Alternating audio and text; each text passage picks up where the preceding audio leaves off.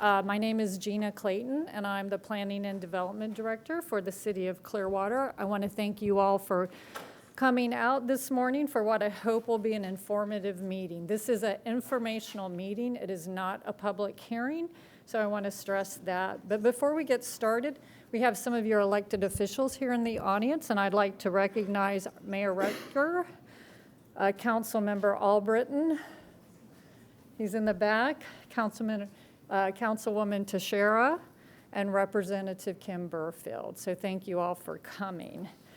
So our goal this morning is really to give you information about the city's rebuilding process. So we're going to talk about the 50% rule, the substantial damage estimate process and city permitting process, and then lastly, the community rating system. So before I get started, I think it's important to know that every community in the United States that participates in the National Flood Insurance Program has a floodplain ordinance that's adopted here locally.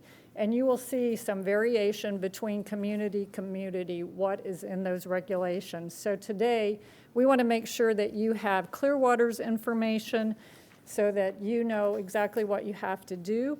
Our goal is to answer your questions and also dispel any sort of misinformation that may be floating around in the community. So the way we're going to organize our meeting today is we're going to have a short presentation on the things that you see up on the screen, but we want to spend the majority of our time answering your questions. So hopefully you got an information packet when you came in that will provide you something that you can take away as well as the presentation. But you also will have question cards. And how we'd like to run this meeting is that you put your questions on the card, and then staff will pick them up if they haven't already. You can just hold up and we'll come by and pick them up. And then the folks up here will answer your questions. This way we think we can get more questions answered. But if not, at the end of the meeting, there's a conference room just out here to the left, and we have tables set up where we're going to have our city staff there. We're going to have representatives from the state and from FEMA there, and then also a representative from Tetra Tech who is helping us with the substantial damage estimate process. So before I turn it over, I do want to introduce our staff just so you have an idea of who is here. Over here we have Gene Henry. He's our floodplain administrator. Next to him, if you can hold your hand up, Kevin Garriott, he's our building official. Hello. Dana Root, he's our assistant building official. We have Lauren Matsky here in the back. And then we have several of our planners, Dylan Prinz and Adrian Young, who will hopefully get in here shortly and they can pick up your question cards. We also have representatives from the state and from FEMA over here, and I'm sorry, I just met them. I don't remember their names, but they can tell you when they answer questions. And then we have Gary O'Neill from Tetra Tech, who is out in the field right now with his team doing the substantial damage estimating. She's the city manager. Is she back? I also wanted to introduce the city manager, Jennifer Poirier, but she stepped out of the room, but I think she's here in the back, so she is here as well.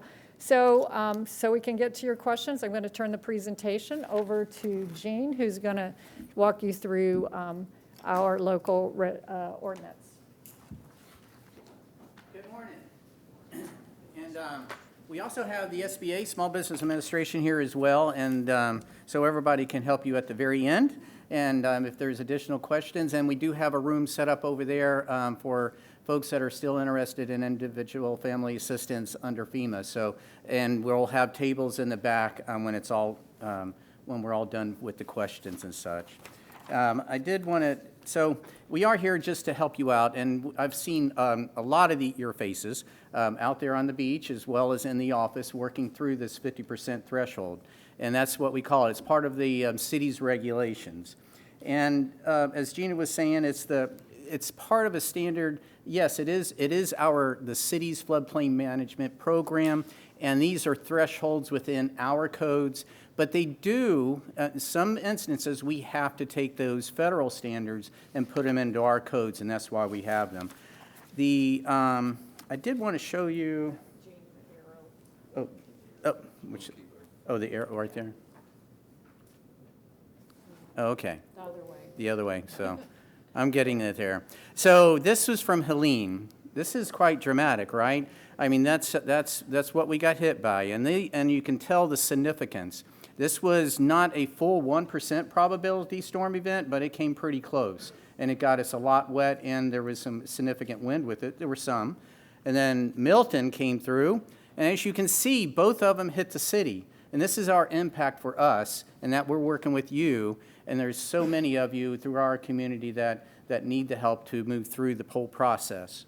And that is, the process is recovery, but a good portion of that is what we're here to talk about today, and that is that 50% rule, because you need certain information to make those decisions, right?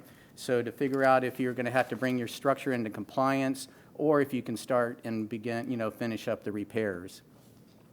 So part of that is, I got mine down here, so it's sort of distracting for me. I see it up here and here. So, but anyway, so what we have is the 50% rule, and that is, again, it's 50% of that value of your structure that you're repairing, and that's in our code. And not only, and it looks at those repair costs, but also the the damages.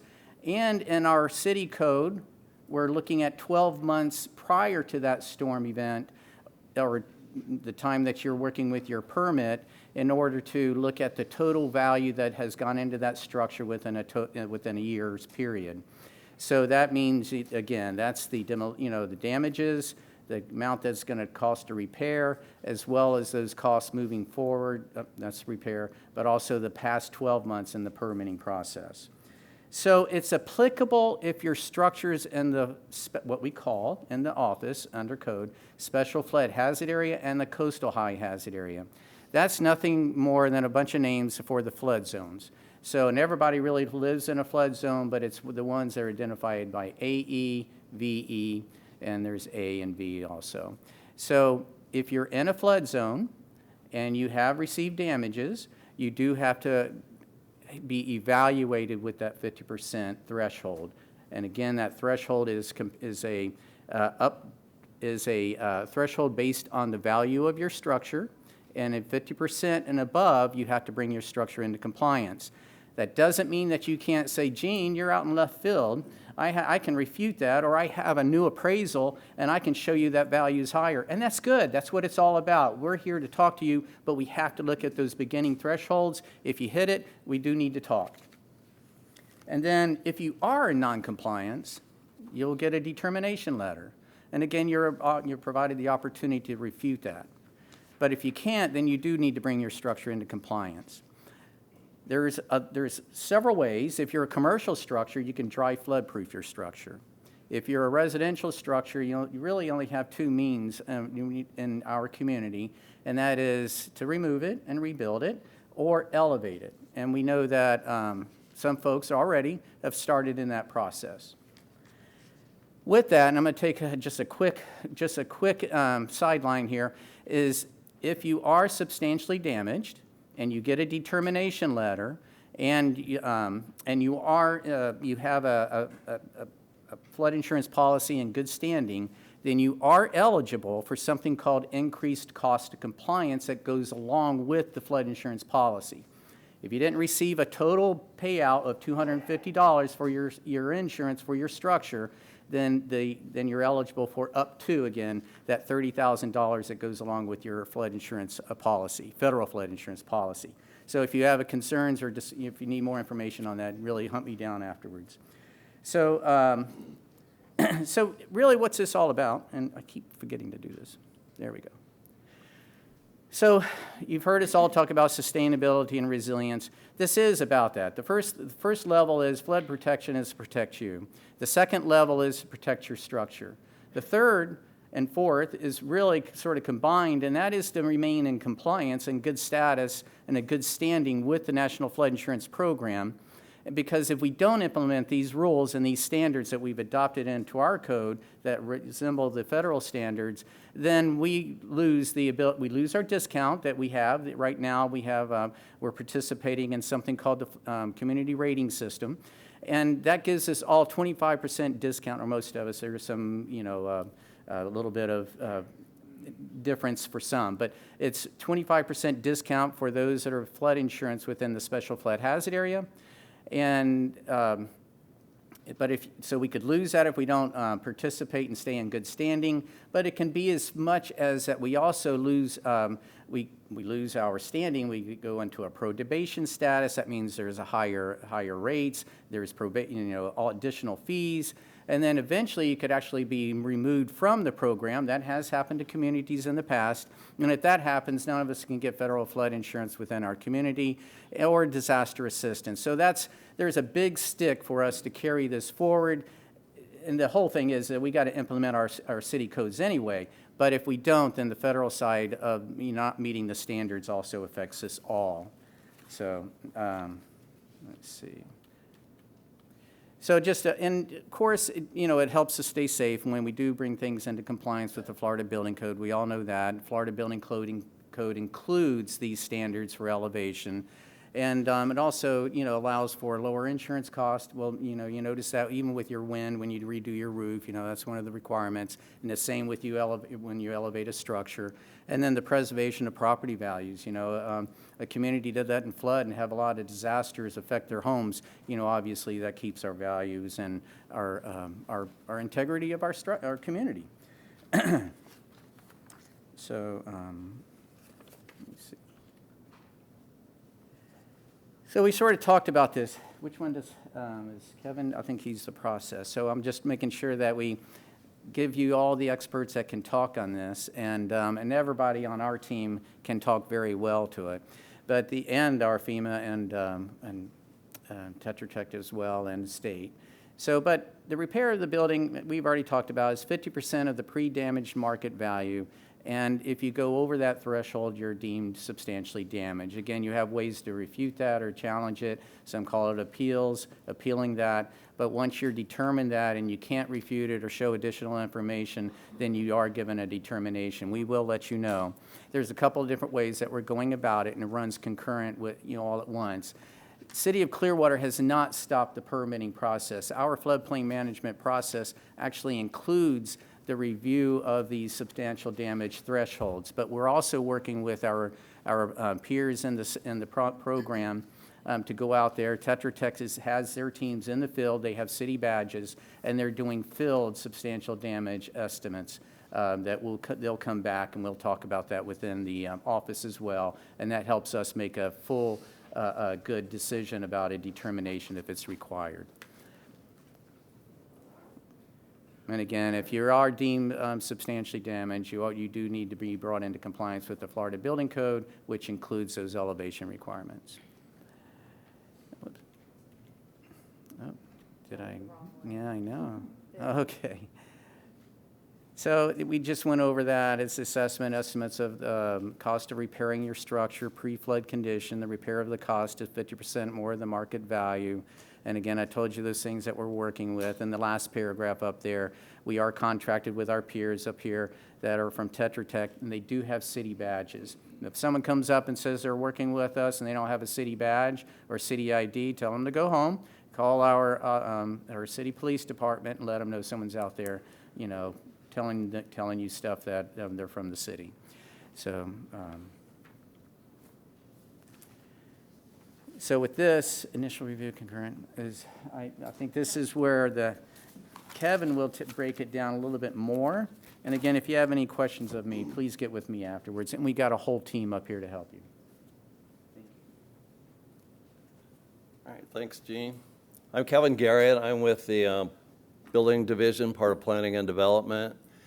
And so I'm going to try and summarize what our process is. So right after the storm, you probably saw our white vehicles out, and we were doing damage assessment on the day after the storm, both of them.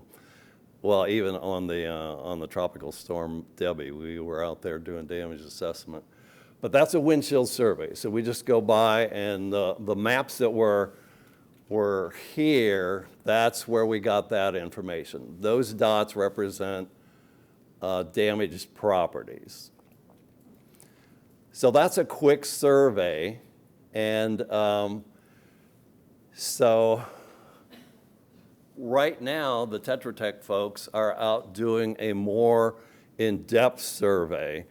And that's who you'll see out there right now. And the substantially damaged ones that are estimated to be over 50% will receive a letter from us, and that's what Gene was talking about earlier, the SDE.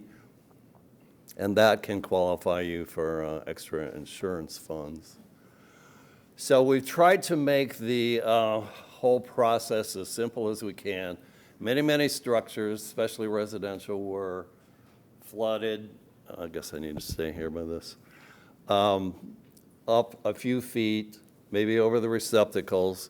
So a lot of permits we've already issued. They're cutting out the drywall, they're replacing the receptacles and any wiring that was in the salt water, because that stuff will corrode and it will cause trouble later if you don't replace it. And for the majority of those are far less than 50% of the structure. So we've got a simplified permitting process. It needs permits. If you are the homeowner, you can do your own permit. Otherwise, hire a licensed contractor if you are hiring contractor. We've got a few signs posted around, and I see there's a few other organizations, the county and the state, I think, have signs talking about be sure you get a licensed contractor. And the drawings that we are looking for are just a simple sketch showing where the drywall gets replaced, where the receptacles get replaced, do a work write-up, submit that to us, and we're getting those in and out same day. So don't see it as a big hassle. It's not. You can submit it electronically. You can submit it in paper. We have an office down at the Beach Rec Center. We have an office downtown, 100 South Myrtle. So we've tried to make it as easy as possible for you. Let's see, what else can I tell you?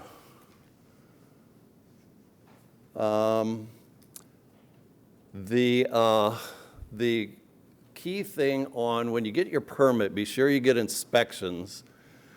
Don't cover anything up until you get it inspected. If the next step that you're going to do is going to cover something up, stop, call us out, we'll come take a look at it. You call in, or you can request inspections either online or calling, or you can text them now too. And we are there the next day. So again, it's not to hold you up, it's to make things happen quickly.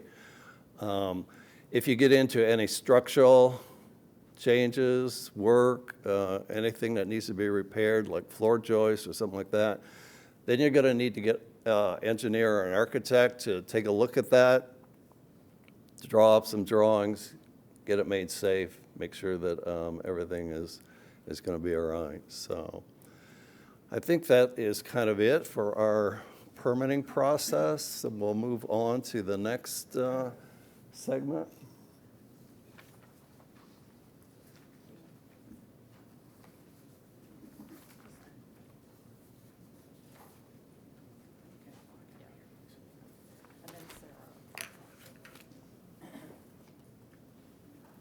And I'm just going to finish up with this, but also Sarah will talk a little bit on the CRS program, and I mentioned that earlier. But I did want to, before we open all the way up into the questions, we do have Julie from SBA and some folks, Angie from the state, and they have some levels of assistance if you are deemed or provided that substantial damage determination letter. So we'll wait till later after we're all finished talking up here.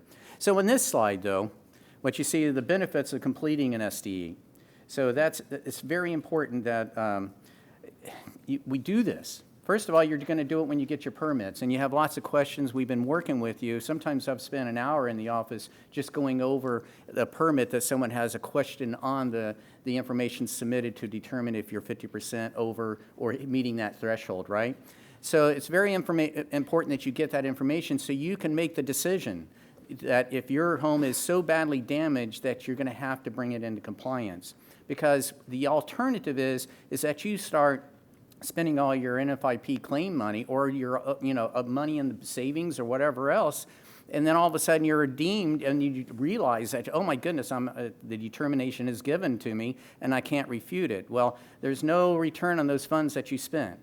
So many of you have flood insurance, federal flood insurance, and you have received partial payouts. So that's to help you get going. And I know that some of you even told me that the adjuster has said, get things going, you start cleaning out and such.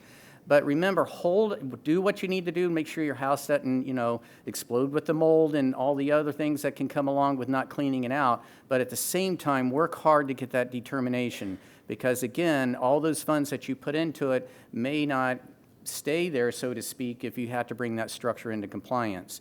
Some of you have already started with elevating, so if you get do it like a permit and work along with it, we can work with you up to a certain point if you're under that threshold, and then get your design professionals and such, and then do the rest of it for the elevation, and then you can bring it back and finish doing the repairs as well as elevate it to the above the elevation requirements. So that's very important. And it's a very beneficial way to maximize your benefit from the flood insurance, any ICC, increased cost of compliance that is given to you, and also the maximum. It's very frustrating to go through this. I've been working over 20-something different disasters in my lifetime. And my first flood was in 1968 when there wasn't a flood insurance program. Of course, I was a little bit younger. And that's when Mom just handed a bucket of Clorox and you scrubbed, right? We didn't have all this stuff in the homes and such. So it's very frustrating. I can talk to that from experience. But at the same time, don't really push hard. And if we haven't talked to you about that substantial damage estimate, please come and talk to us about it. Let's get that underway if you already haven't. If you haven't had a permit come in from one of your contractors, well, if you have, then they've already entered into the process, and then make sure you talk with your contractor along those lines. And again, that's to maximize your benefit under your flood insurance and getting your home back to where it was before the flood. So, and the other thing I just want to stress, if I haven't said it strong enough, and you can throw, wads of paper, nothing heavy, at me, and that is, this is a requirement of our code. This is part of our city program for floodplain management.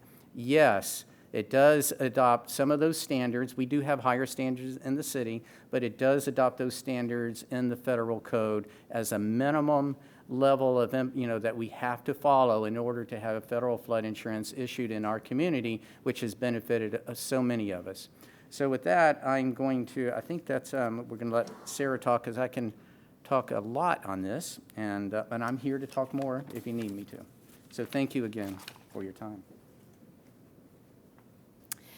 Good morning. I'm Sarah Kessler. I am our community rating system coordinator.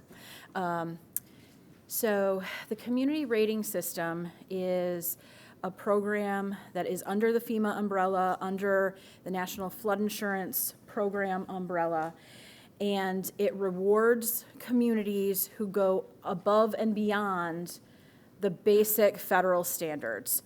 And so by doing a lot of our stormwater programs, by having a lot of the additional things that we do in our building permit, we get points for that. And those points translate into discounts on our flood insurance. So right now, with all of the additional efforts we're doing, with all the additional programs and things that we have within the city, residents are getting a 25% discount if you're in the special flood hazard area. So Jean alluded to that. So those things are, like those higher standards that we have, are really important to make sure that we're protecting people in the future. We have, like, part of it is discounts. We get discounts for education and outreach. Having the sign-in sheet out there and having this meeting is part of the CRS program, and it's one of those things that helps our program as it is. And just something that Jean mentioned, it happened to a couple of communities to the south that they weren't following exactly what was required in the National Flood Insurance Program.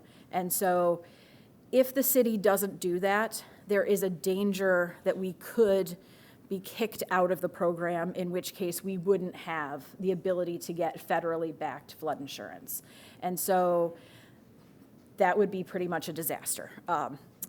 So this is one of the reasons that we're having this meeting, to make sure everybody's on the same page, to know why we need to have these higher standards, why we need to do this, is so it's future protection of our community and all of that. The other thing I want to just mention, not 100% CRS related, but resilience related, is how many hurricanes have we had that have gone up the coast just like Helene did? Like, we've been super lucky that we haven't had like that, those waves coming in like they did. And it's going to happen again at some point in time.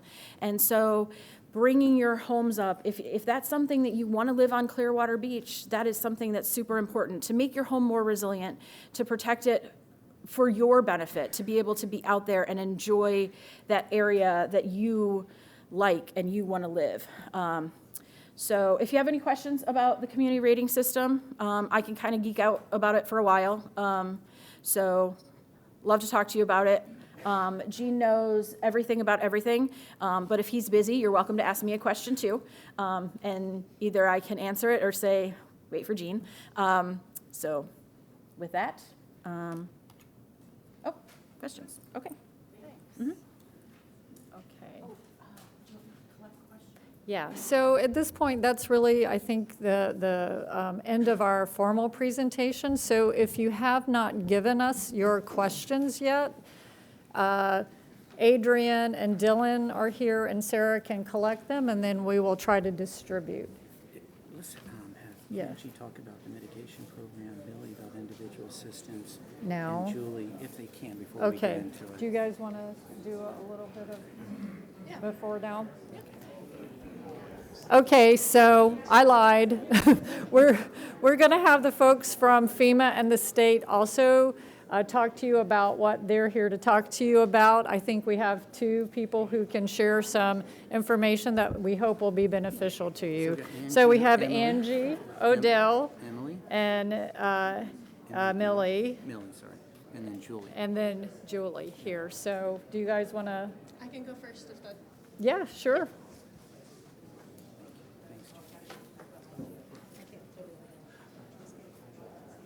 We gotta take a couple of minutes, because if you're deemed substantially damaged, we'll get that in a second. These folks have some very important information to give you about your structure and some assistance that's out there. So we want you to hear this before we actually dive into all those questions. All right. Good day, everybody. I'm Angie Odell. I'm State Mitigation Planning Unit Manager. I did have this flyer out front. This is about our state-run residential mitigation program as far as the grants and everything, which is everything that I'm talking about. But make sure that you don't have to write anything down, because everything that I'm talking about is on this flyer, and it's out front. So I just want to start with what is mitigation and resiliency. I know that we've kind of talked about it, but it's honestly about reducing that long-term risk that you guys have to your structures and to your property. I know you're all tired of mucking, gutting, and having to go through replacing appliances and everything, so elevation is more than likely the route to go. So a couple of different things that you can do as far as the state offers, as far as our state-run residential mitigation program. It falls underneath two grants. You have your FMA Swift Current, which is Flood Mitigation Assistance Swift Current Program, and then you have your HMGP, which is your Hazard Mitigation Grant Program. So underneath both of those, you can do structure elevations, mitigation reconstructions. Mitigation reconstructions are when a structure is not able to pass the structural assessment in order for the home to be elevated. Therefore, it's torn down and built up to current code, both floodplain-wise as well as Florida building code. And then we also have acquisition and demolitions. That's where we come in, offer you a fair market value for your property, and take the property and turn it back over to either the city or the county and return it back to open space. Underneath both of these programs, the kicker to all of it, and I know this is going to make some of you upset, I'm very well aware of this. However, homeowners have to pay for it 100% up front. The reason being is because that is just how the federal system works as far as their grants go. We are working on trying to figure out some other methods to be able to reduce a little bit of that burden to you. However, Depending on which grant program and whether you are a repetitive loss or severe repetitive loss deemed by FEMA, depends on whether you will be getting 25% reimbursed or whether FEMA is going to cover it 100% all of the way. So you are either looking at a 75% federal share that FEMA will cover, and you will only have to pay 25% of that whole project cost for those hard construction costs. For HMGP, or Hazard Mitigation Grant Assistance, I do want to bring to light that it is not just for residents. Swift Current is just for residents. You do have to have a national flood insurance policy at the time of application and at the time of the disaster, so it has to be an active policy. For Hazard Mitigation Grant Assistance Program, you do not have to have an NFIP policy at the time of application. However, with both grant programs, you will be required for the life of the structure to maintain NFIP insurance. Your deed will be deed restricted in order for, if you sell it, there is still that stipulation that whoever you sell it to has to maintain NFIP insurance on the life of the structure. However, HMGP can also be used as far as your community-wide. So if you have a large neighborhood that you are having drainage problems, your streets are constantly flooding, you can go to your local mitigation strategy working group in Pinellas County, and you can go to those public meetings. They are public meetings. And you can go and voice your concerns there because they are the ones who actually do your community-wide mitigation in order to make you guys more resilient. They may not be aware of some of the issues that you have ongoing because they're having to look at the county as a whole. So that is one way that we do use a lot of those funds, and it is dictated by Florida Administrative Code to be able to go to the counties to make them more mitigation and resiliency. So as far as if you would like to be interested in the state-run residential mitigation program, down on the bottom right-hand side, left, sorry, my right, your guys' left when you are looking at the flyer, this QR code is to sign up for the interest list. So you can go ahead and scan it, sign up directly. It is through Gov Delivery. It is not a scam when you receive emails through there, so please don't think it is. However, it may go to your spam or your junk email when we do send out email notifications, since it is a mass notification system. But this at the state is what we use. This other QR code that's on your right is our residential mitigation email address. That email address is residentialmitigation@em.myflorida.com. And that QR code will directly take you there so you can scan, send in an email to us where you're located and that you want to be on the interest list. We will direct you back over to the Gov Delivery, but we also are taking internal measures of making sure that if you are not on that interest list, you do still get to be on that interest list if you do not sign up. So I'm here if you have any questions for afterwards. Thank you.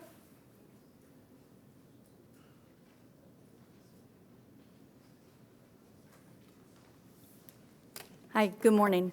My name is Millie Diaz. I'm here with FEMA, and I'm only to talk about the individual assistance programs. Let me start first that if you haven't registered for FEMA, that's the first step that you need to do. You must register with FEMA, whether you're a homeowner or a renter, you can register with FEMA. There's several ways that you can register with us.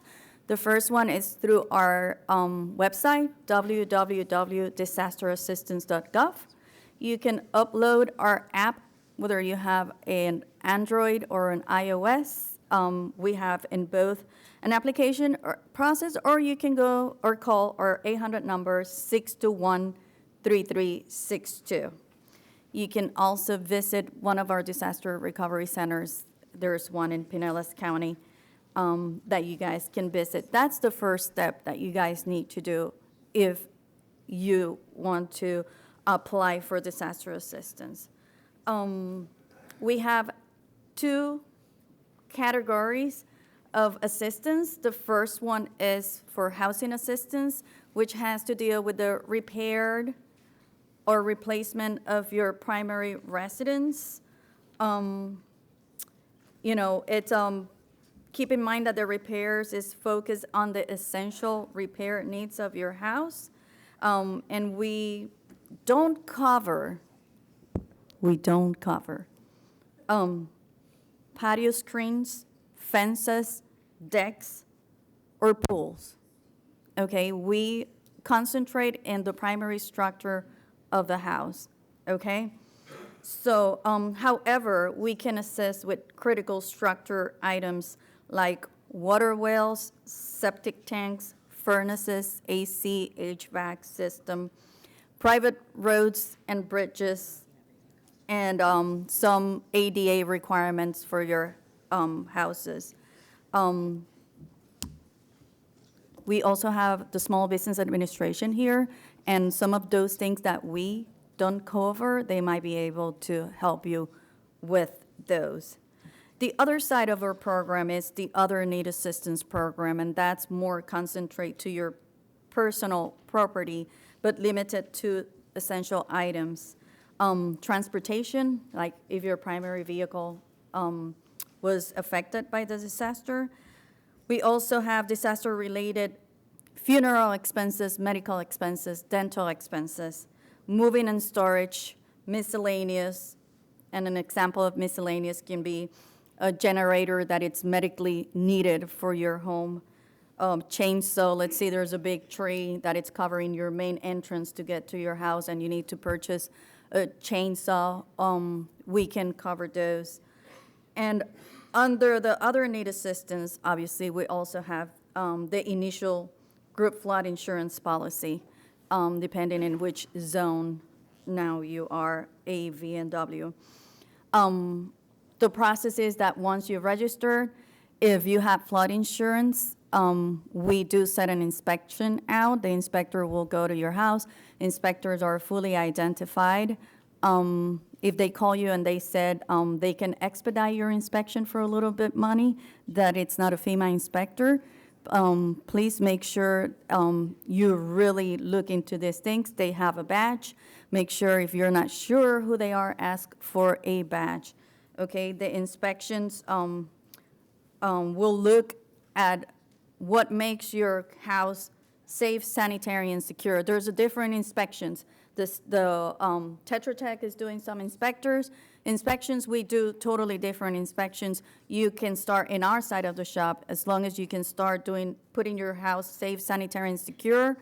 We can deal with pictures. We can deal with some other stuff. But again, make sure they're clearly identified. All decisions for FEMA are appealable. So if you receive a decision and you don't agree with that decision, you have 60 days from the date of that letter to appeal that decision. Okay, that is really important.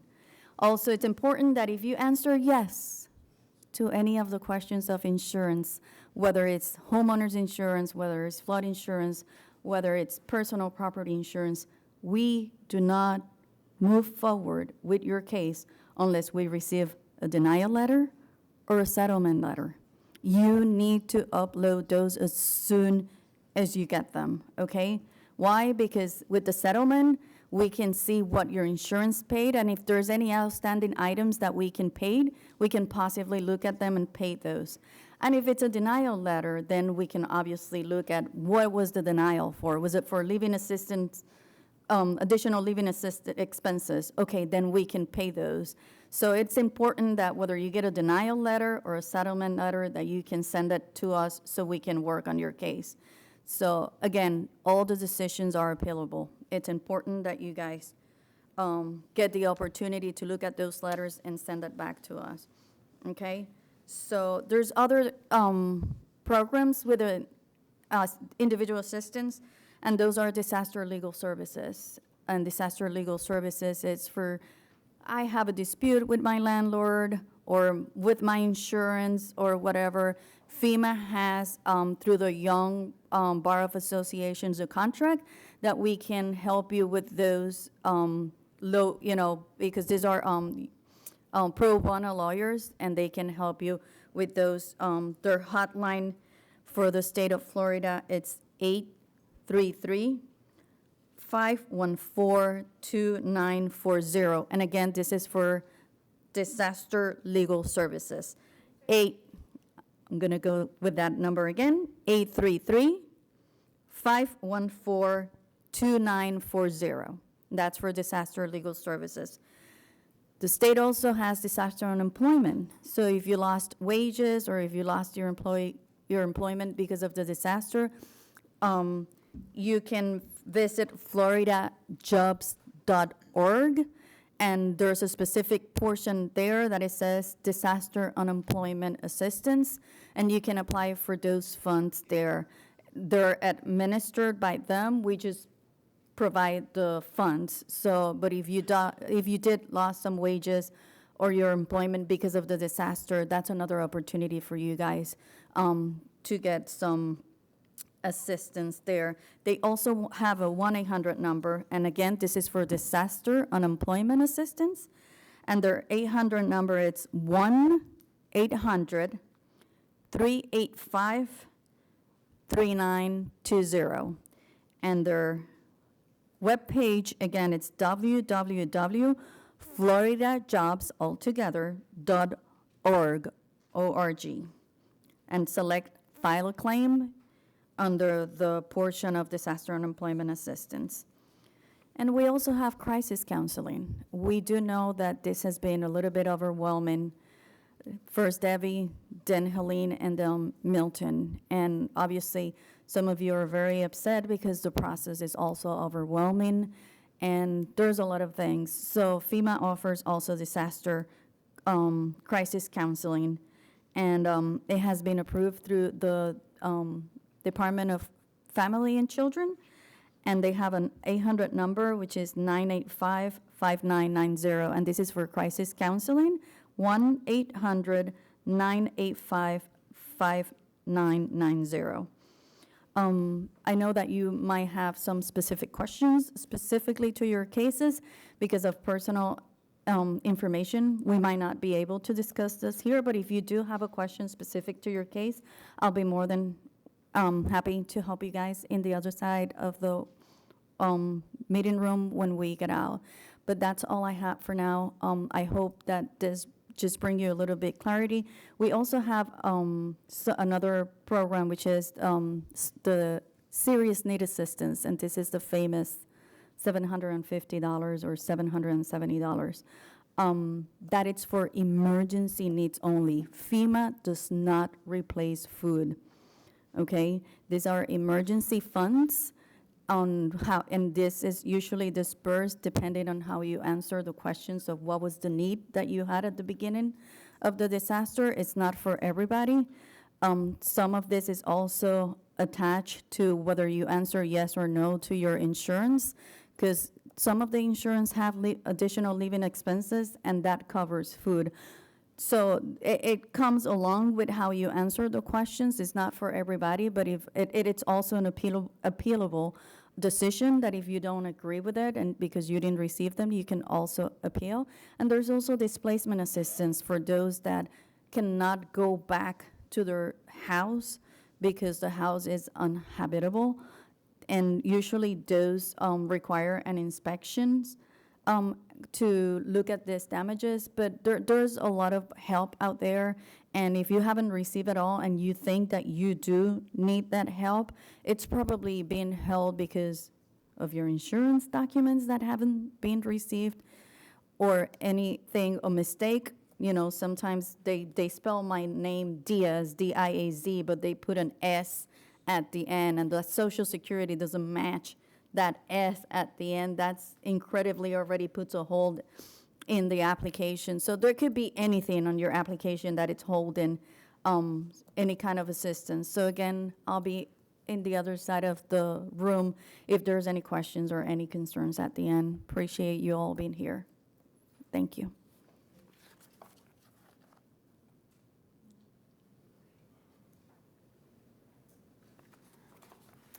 Good morning, everyone. My name is Julie Garrett, and I'm here from the SBA, from the Office of Disaster Recovery and Resilience. I just want to start by saying it's very confusing because you hear SBA and think, oh, they just help small businesses, but we actually have disaster loans for homeowners and renters, houses of worship, nonprofits, and businesses of all sizes. So we're here to offer disaster loans to all of you who are affected by the hurricanes, the 3 hurricanes. Since this meeting is specifically focused on severe damage, I want to tell you right up front that if you do get that severe damage designation, Disaster loans can be used to help you with relocation. They can also be used to help you with refinancing your mortgage and your repairs. This is called the fact sheet. We have it in the back, and we'll be here to talk with you. There is more detailed information on this, and as you apply for a disaster loan, we can explain this in more depth. But I want you to know that's an To option. allow web search content, you'll need to change settings on your device. That's so funny. I'm glad you think Can so. you? My phone is on silent. Siri never rests. So sorry about that. Where was I? Oh, yeah. Okay. So refinance, relocation. If you don't meet that designation and you have insurance, that's great. But let's say your insurance isn't enough to make the repairs that you need. You can apply for an SBA disaster loan to fill that gap between what your insurance offers you and what you need to actually make the repairs. So that's up to $500,000 for homeowners. And the amount that you're offered from SBA is based on your verified loss. It's not just a random number that you can come up with. You actually get offered an amount from the SBA. So it's up to $500,000 for your real estate and up to $100,000 for your personal property, including your vehicle. And that is on your primary residence. If you're a renter, it's up to $100,000 for your personal property and vehicle. And if you're a business, it's up to $2 million. And that includes economic injury and loss, plus your physical damages. It's $2 million for businesses, up to $100,000 for homeowners and renters for personal property, and up to $500,000 for your home. You can also add 20% to your loan of your verified loss to do mitigation improvements to your home, and that can go towards your elevation costs. If you decide to go that route, it can also be, sump pumps, elevating your mechanicals outside, all kinds of things. I don't want to take up too much time. We're going to be here. We'll talk with you. You can apply at sba.gov/disaster. We have centers open nearby where people can talk to you about the program and help you with your application. There's one at the Enoch Davis Center, 1111 18th Avenue South in St. Pete. There's one at the Entrepreneur Collaborative Center, 2101 East Palm Avenue in Tampa, and the Epicenter at St. Pete College, 13805 58th Street North in Clearwater. And we're also at all of the disaster recovery centers. We really want to help you with this. We really want to talk to you about mitigation, refinance, relocation. Please come and talk with us. You can also look at sba.gov/disaster or call 800-659-2955, 800-659-2955, or email to disastercustomerservice@sba.gov. Thank you. So SBA will be in the back over here, and then Millie and her team are in there if you had personal information or get a status. They're in the next room, but just go out, take a left, and then take a left.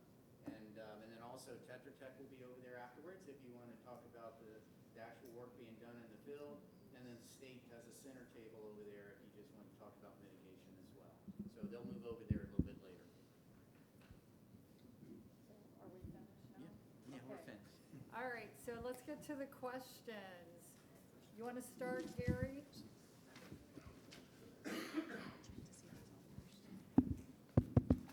Can y'all hear this? I'm Gary O'Neill. I'm 45 years old. I'm a Capricorn, blue eyes, long walks on the beach. I'm kidding. Trying to break the ice here. I haven't been in front of an open mic in a couple of weeks. No, I'm kidding.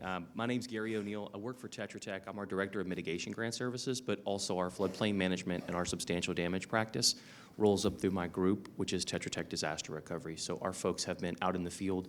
We're contracted through the City of Clearwater to help them provide post-disaster consulting services along these lines. So as I said, our folks have been out in the field. We are actively conducting assessments that will turn into the analysis process very shortly. We will be completing those assessments out in the field fairly quickly. I do have two questions here to kind of touch on. I do want to mention something that the city touched on in regards to the community rating system in CRS.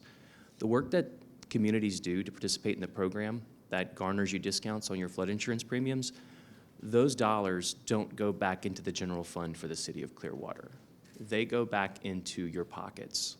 And so the savings that you receive are actually reductions in the cost of homeownership for you in the community. So it becomes a sales feature or an actual benefit for you. So encouragement of folks to do things that can help them with CRS is something that it's the rising tide that helps all boats or lifts all boats, so as it were. But apologies for going off script there. I'll stick to the questions from here on out.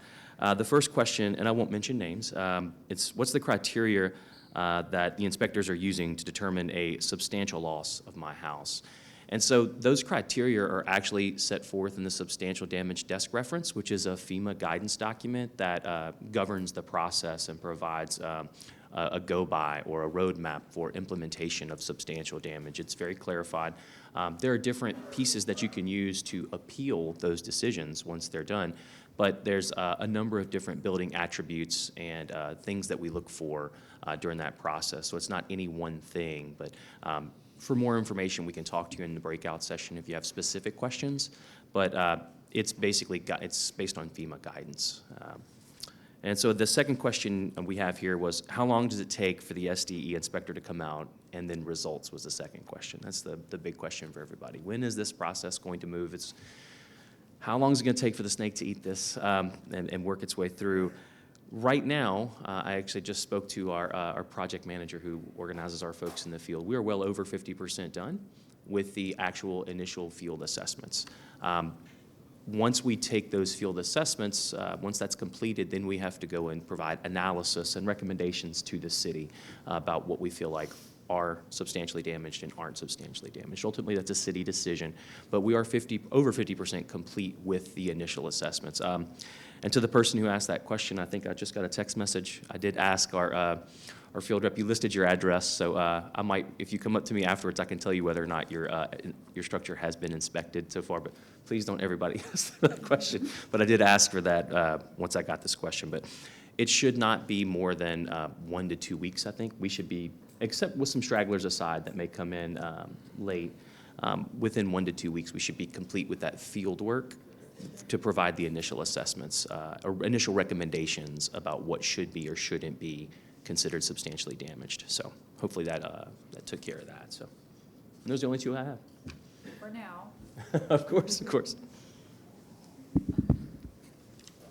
All right. Hi, everybody. Me again, Angie O'Dell.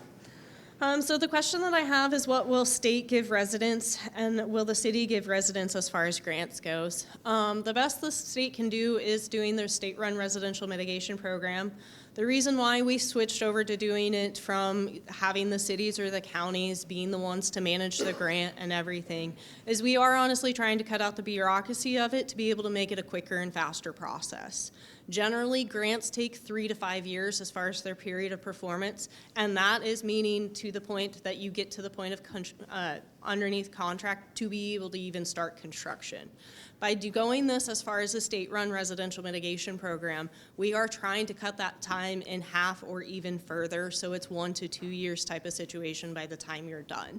So we are trying to make it a quick and easy process. However, the grants do take a long process. You can still apply through your city if you would like to go through that route.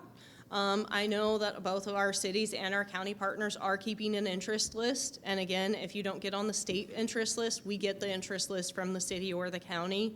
And then we will still put you on the state interest list and send out the mass notification when we have that process already done and completed. And then the other one is, can you stop development knowing the flood potential? This is where I would have to direct you back to your local mitigation strategy working group, since those are your community, your city, your county officials that honestly are doing the mitigation grants. You need to be able to make them aware as to the issues that are going on in your communities, whether you have a large amount of flooding, your roads are flooding, or you are seeing retention ponds getting filled up at a much faster rate. Those are something that your local mitigation strategy working group can help and fix, but when you go to those public meetings. So I'm Tammy So I'm Tammy Hansen with FEMA, and so I work in floodplain management. I'm going to take the first half of some of the questions that Millie has. So there was a question about Pasco County. There have been 2 public meetings that we've attended in Pasco County.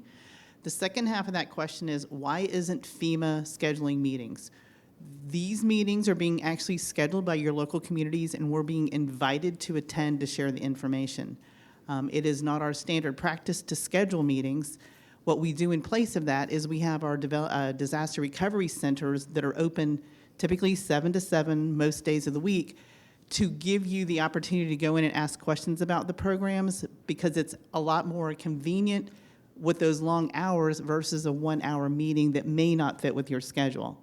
But again, the communities invite us to these meetings to attend to present this information.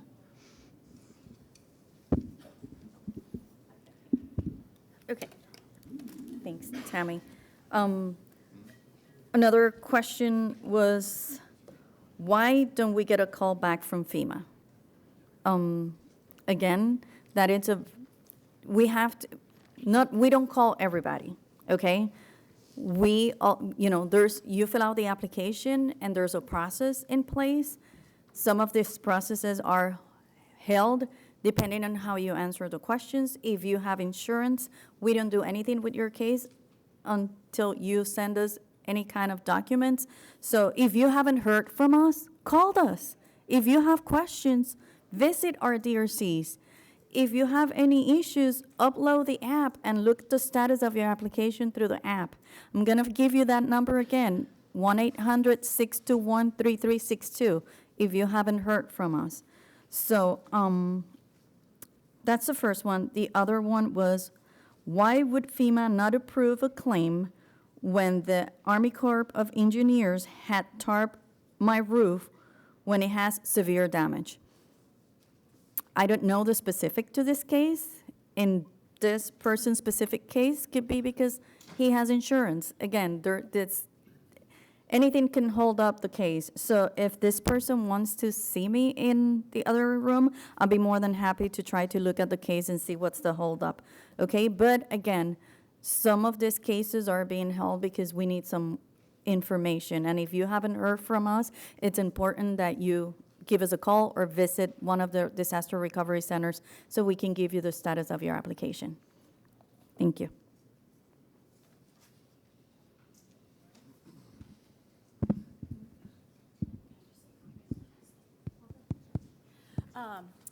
Sarah again. I am the city's representative for the local mitigation strategy to Pinellas County's local mitigation strategy. So we have a lot of infrastructure projects, stormwater projects, utility projects, lots of projects, a couple of police projects that are on the local mitigation strategy right now. And so it's on the list. There's a complicated ranking process with those projects. So if there is something that you have, I would say most of the time, you guys contact the city and it goes to the appropriate department.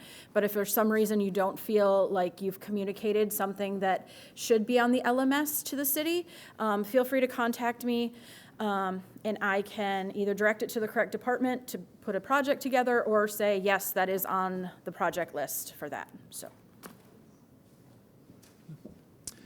Hi, I'm Dana Root. I'm the Assistant Building Official for the City of Clearwater. First question is, what is the base flood elevation for Island Estates? I would really need to know the address, but the short answer would be probably anywhere from 9 to 12 feet. And the base flood elevation is measured from mean sea level. It's not measured from ground level.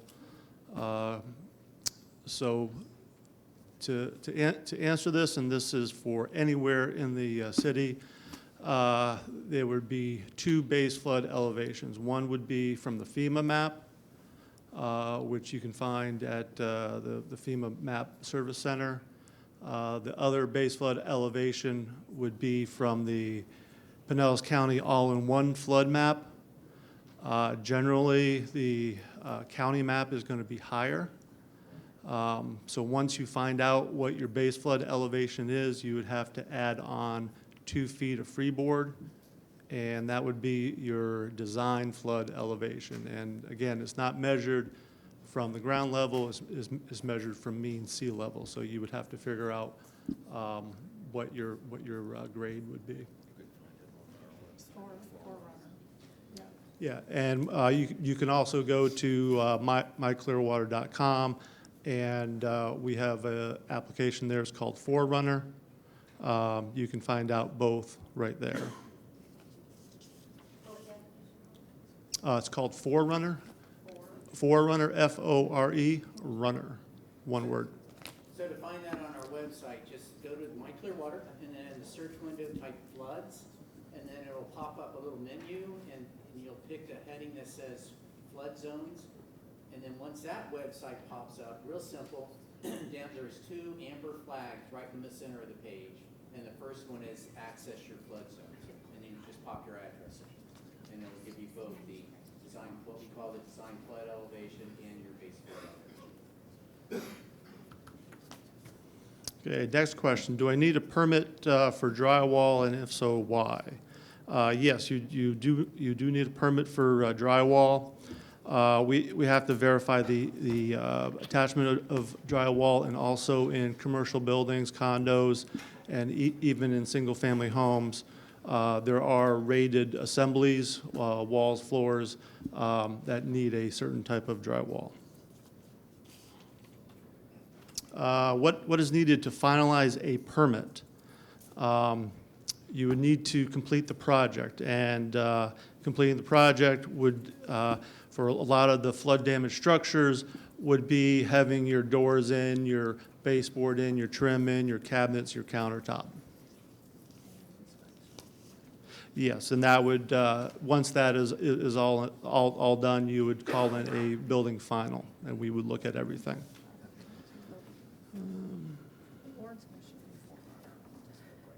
So real quickly, I'm Lauren Matzke. I'm Assistant Director for Planning and Development. And while Dana was answering questions, I went ahead and pulled up the map that we referenced called Forerunner.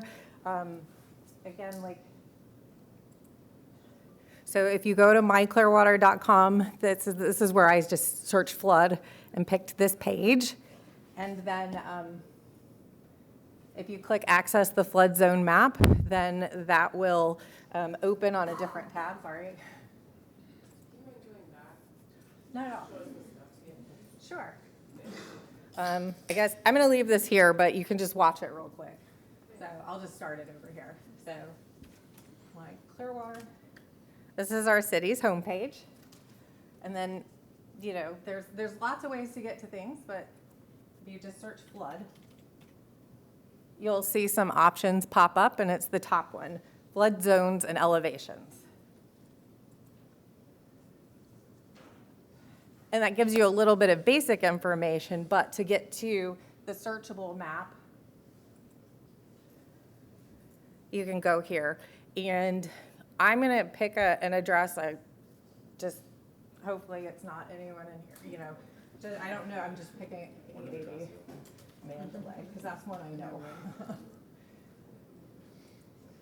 So you can search or you can explore, and it will pull up this information.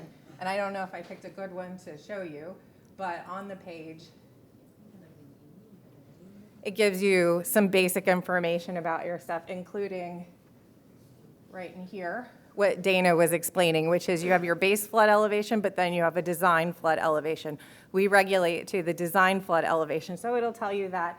And then if you have there's an info box that pops up, and that explains that's your +2 feet.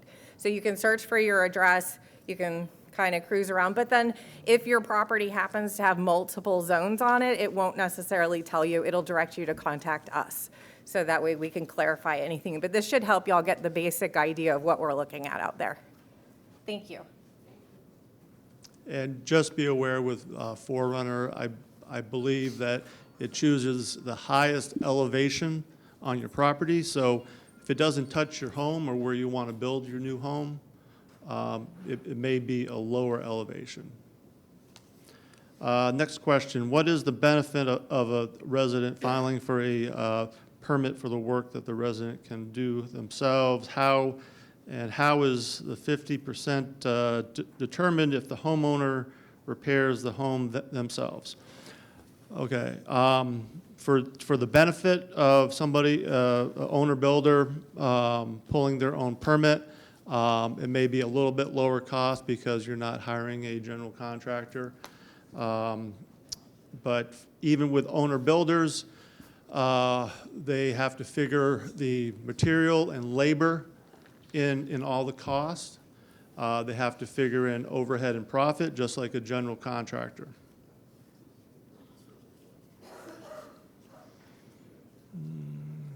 Next question. If the claims adjuster says FEMA does not require the replacement of electrical wires that have been exposed to salt water, and NFIP insurance will not cover the cost of electrical rewiring. The electrician inspected the wires and said they are fine. Does the city still require the electrical to be changed out?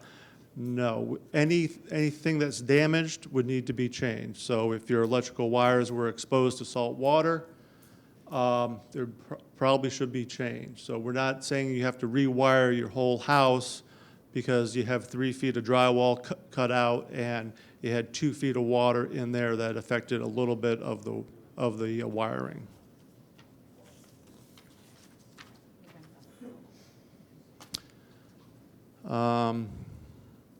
Is if you replace your roof, is that part of the 50%? Yes, it is. And I would advise everybody that did have flood damage is to take a look at your roof, and if it does need to be changed out. What is the benefit as a resident in filing a permit? Nope, I already did that one. And that's. What's the question? Why would somebody who can do the work themselves pull a permit? Because you need a permit to repair your structure. Because it's in the Florida Building Code, it's in the Florida statute.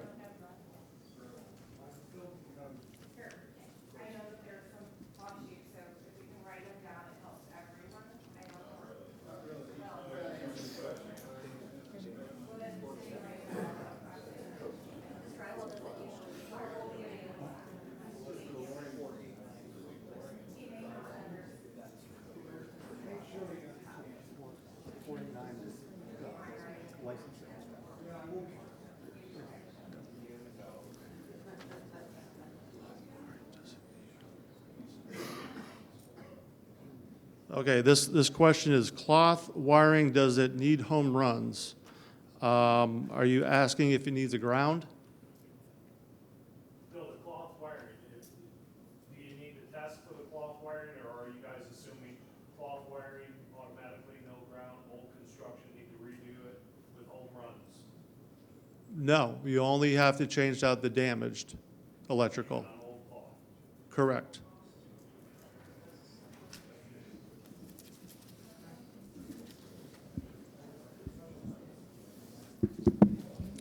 All right, again, I'm Kevin Garriott with the building department, so let's hit the next stack here. This one says, do we have to rebuild our house if it, to repair if we follow the 50% FEMA rule after we get the check from FEMA? So if you had an insurance claim and you got money for it, it doesn't really affect what you have to do by the building code. Building code, you put in stuff that meets current code. So no, you don't have to rebuild your house. Like when I was up there doing the presentation, most everybody is cutting out the lower portions of the drywall, replacing their receptacles, because we know the electrical stuff is copper, and salt will corrode, and it will, if you cover it up and continue to use it, it will eventually start a fire. And so what you need to do is to, like Dana just said, to repair what was damaged. All right, I think that's that one. Within that, can we use junction boxes? Yeah, that's what we're seeing typically. If the wire got wet, they'll cut it up a ways, put a junction box in, and then bring it down to a new receptacle. Are you allowing the junction box to be buried in the new drywall, an approved junction box, or are you having it plated against the existing wall? It has to be plated we still got to follow National Electrical Code, so. Yeah, but they've got some new stuff out where you can junction box within the wall. Well, we'll take a look at it. I don't know. Yeah, I'm going to have to look at that question about that two wire with the cloth wire, because you're talking about putting a junction box in and extending that circuit back to the outlet. Yeah. All right, I'll have to follow up with you on that. Okay. All right, next one says, we have executed a contract and paid deposit to lift our house 12 feet by next May. Are we still subject to the 50% rule on repair? Once you raise your structure, you are unlimited. If you're above the base or the design flood elevation, this 50% does not apply to you whatsoever.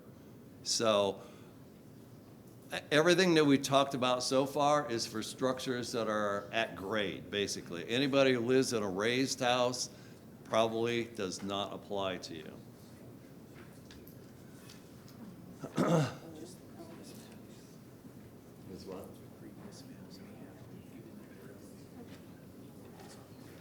Okay, Gene just pointed out to the fact that older maps had lower elevations, so you need to check the elevation with the maps there that we just had up on the screen a little while ago, see where you are today.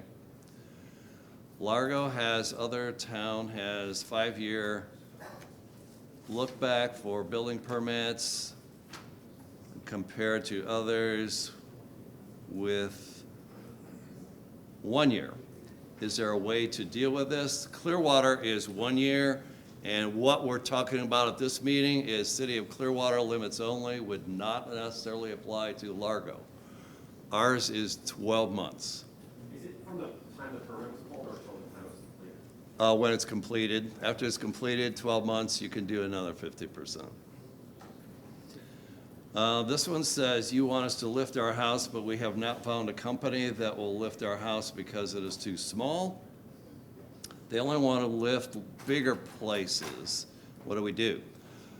That's an interesting question, because we've had several come in and are in the process of, they've already got their permits that they're lifting, and they're smaller, like 1,300 square foot buildings, houses.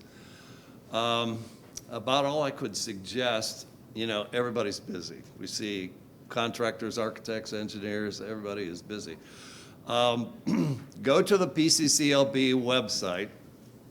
PCCLB is our local contractor licensing board. And if you type in pcclb.com, you can find a list of contractors there that are licensed. And you can sort it by what kind you're looking for. If you're looking for an electrical contractor, click on that, and you'll get a list of them. That's about all I can offer on that, I think. I don't have anybody I can recommend you to. Is the 50% rule by calendar year? No, it is by the question that we just answered, completion of the last permit. Can we repair over time incremental improvements? So I think that's the same answer as the last question. Will NFIP insurance premium increase substantially if you make a claim? I don't do insurance. I don't know. Anybody from FEMA answer that? So Tammy again with FEMA. So your claims history will play into your premium, but they do not count one claim. So if this is your first claim in the last 10 years, It should not affect your premium, but if it's beyond that first claim, it could have an impact on your premium. Thank you. And then they ask, how do we get an SDE, which is the substantial damage estimate? And that's what our contract inspectors, Tetra Tech, first group to speak today, that's what they are out there doing right now.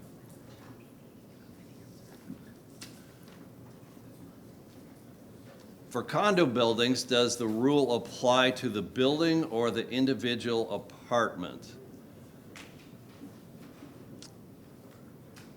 Well, it's going to be by the building, but the permits are issued by apartment, because those condo apartments, if that's a sold apartment, it has its own parcel ID number. So we issue permits by that address and that parcel ID number, but the value of the overall structure is what would be used for the 50%. So if you live in a condo, unless you had a very small condo or something, and you had some damage, it's probably not going to be an issue. I'm not on beach, but I'm in a flood zone. Do I need to have my house elevated? The same rules apply whether you're on the beach or not. When we had the maps up there, you saw there was flooding and damage basically all throughout the city, on the bay, on some of the creeks and waterways. There's some areas that are just low, and so that design flood elevation is still applicable no matter where you are. Some of the highest part of Clearwater is out by Countryside Mall and that area. They still have a design flood elevation. So I hope I answered that question. If not on the beach, do I still need to have my house elevated? If you want to be above that design flood elevation, I would check that first and see where you are. Back to Dana. Okay, I think this is a follow-up question. Is there a minimum overhead and profit for owner builders? We don't have a minimum. We recommend that possibly the industry standard would be 10% overhead and 10% profit. Like you're acting as you are the contractor, so we have to figure that value in. And is there a set of objective criteria for labor costs for owner builders? We don't have a list or anything like that, but you are the general contractor now, so you have to figure out what your labor cost is going to be for hanging the drywall, finishing the drywall, putting in doors, trim, and even painting.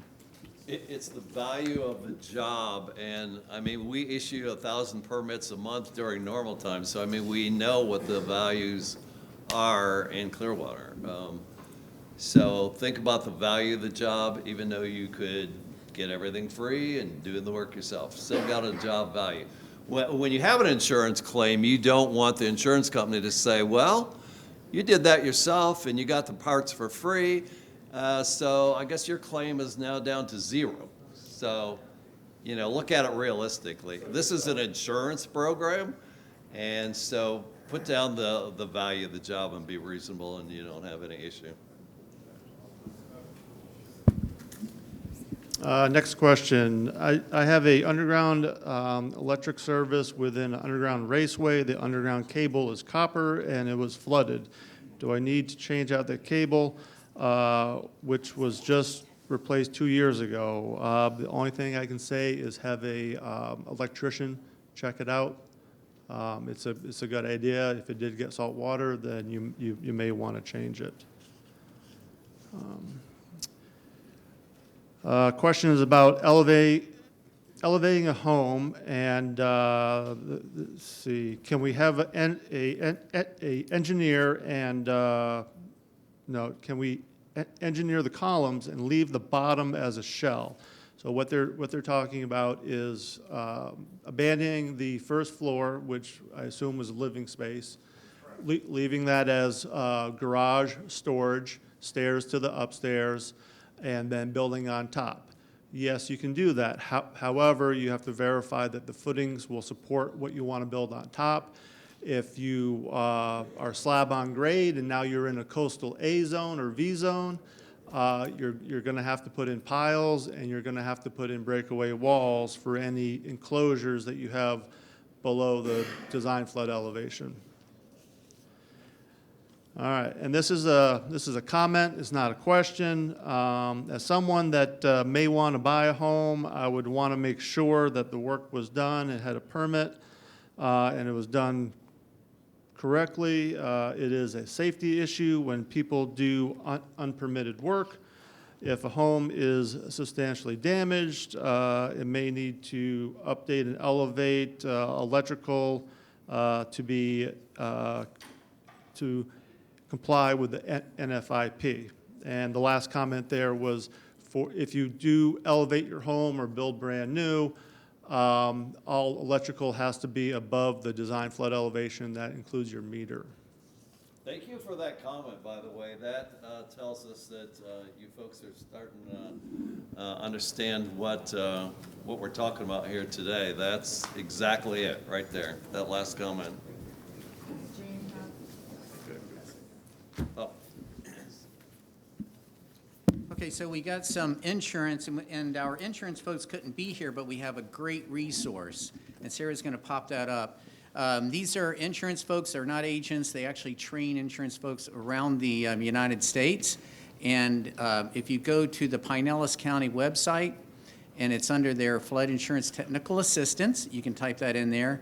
It's also, if you type floods, go ahead. Yeah, so I did Pinellas County floods, and it brought to the generic flood page. And then from there, the flood insurance technical assistance is on this side blue panel. So, or, sorry. No, it's perfect. Yeah. They are extremely responsive, and they will help you understand your national flood insurance if you have an adjuster and you need some information because you're unclear of what they said. By all means, please use them. We belong to a county-wide committee, and this is part of our committee, and they participate, so they're there for your assistance. So I'm going to read through some of these. I got quite a few here. I also write cursive, but I can hardly read my own writing sometimes, so I'm just going to say I'm going to try.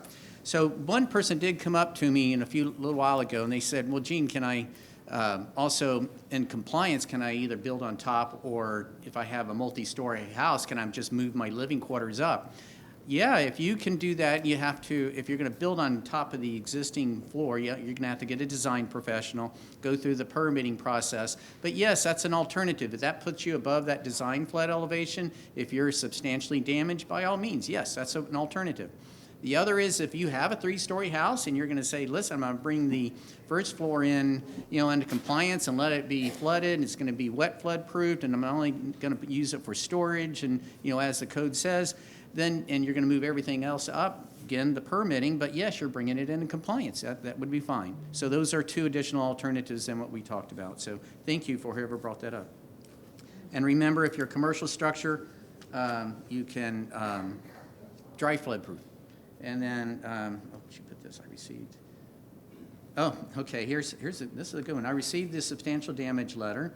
Do I have to elevate my house above the design flood elevation if in a flood zone, North Clearwater Beach, or can I repair damage as long as I stay under okay. All right, so if you receive a substantial determination letter from the city, that is telling you that you are substantially damaged. You can, what folks call appeal, you can refute that. You can say, listen, I just got an appraisal that shows my 50% threshold is higher. Then yes, you can do that. But if you can't refute it and you have that determination letter, no, you can't just repair it and keep the repairs below that level. You don't have a choice. You have to bring your structure into compliance. So, and that again, that's So that was a good question. So as we, pardon? Is it absolute that you have to elevate, or can you stay, if you stay under your median number, you can repair and not elevate? If you are given if you were giving the determination letter, that means a determination has been made between the information we get from our field team as well as any permit information that you brought in, and it shows that you can't keep it below that 50% level. And so we're going to talk to you. And the city will give you the opportunity to refute it. But if you can't, and the determination letter holds, you do have to bring it into compliance. You can't keep it the way it is. But if I could stay under that number, Okay. repairs, I'm okay. Yeah, and then in that case, you wouldn't have received the letter, or if you did and we discussed it, then we'd write something different identifying that you have identified additional information. You can if you don't have that determination, or if you're given the determination, you show information otherwise and we accept it, yeah, then you can just repair it. And so pardon? Not a whole lot, because a lot of folks are still in the permitting process, and a lot of the residents are, still doing the electrical and getting that reviewed. But our system tracks all that. So every time a permit comes in, we see how much more, and we stress to you, and if you've seen me in the office, you know I say this, is that keep monitoring and look at it yourself, look at that estimate, see if it goes above that 50% threshold, talk to us.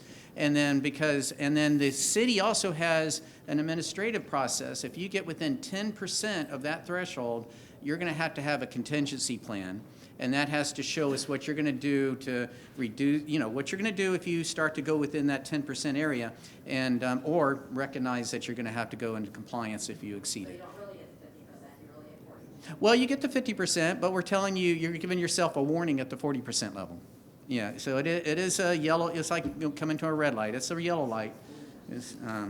So again, on the website, I'm going to go over some insurance items, but again, please look at those professionals on the website. They're there for us in the county to use, and they don't, again, they train other agents throughout the country about this program, and they're a wealth of information. They were going to be here today. They just had some conflicts, so I apologize for that. Okay, I'm going to read these, and there's 3 questions. Time frame for permit look back, 1 year from permits pulled or from construction completed. That was answered earlier. It's from the final. So a lot of you, there are some that I have talked to, probably in the room today. So some of the permits have gone back 2 years because the work that was being performed wasn't finalized. So now they had the disaster, and we're looking back, but the permit had been open for 2 years. It's still open within the last 12 months.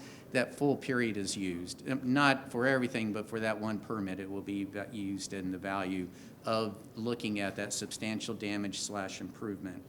Second question, when will the city determine if the substantially damaged, okay. And they want to start construction, but waiting for a substantial damage letter. Okay, so you can begin now. As you heard earlier, we're a little bit different than a lot of communities. Our floodplain management program is embedded. It's not a separate process from your permitting process. The flood damage control regulations are part of the Florida Building Code. We do have higher standards in our flood protection ordinance. But you can start your permitting process.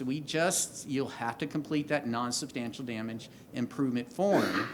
And that's going to help you and us understand where you feel that you are with that threshold. And remember, and we ask you to update it when you come in for additional permits. We are tracking that. We have a wonderful system. We have to track it. It's not that we're just being mean about it. We have to do it. But if you start to do that and you aren't paying attention and you cross that threshold, you will have to bring that structure into compliance. So again, we have to work together. We're going to track it, but it's up on you too to ensure that you're tracking those costs and those permitting costs as you go forward. So then the third question on this one, does insurance settlement have any bearing on the determination of substantial damage?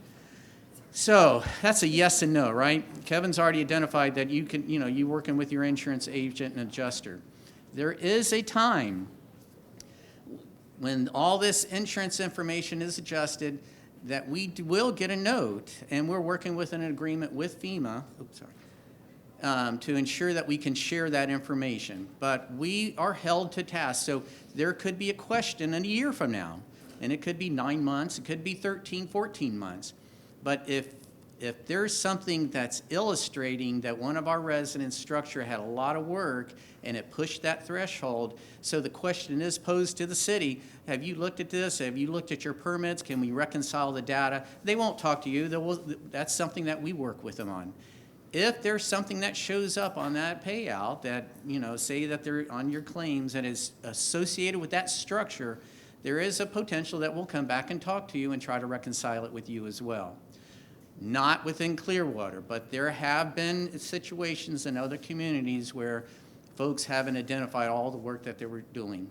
And if later on, if we look at it and it was unpermitted work and then it comes in and then we have you do it and it crosses that threshold, that's a horrible time to realize that you're non-compliant. So it's all good to do as much as you can now. Look at your claim data. You have it. They break it down room by room. They break it down so very well.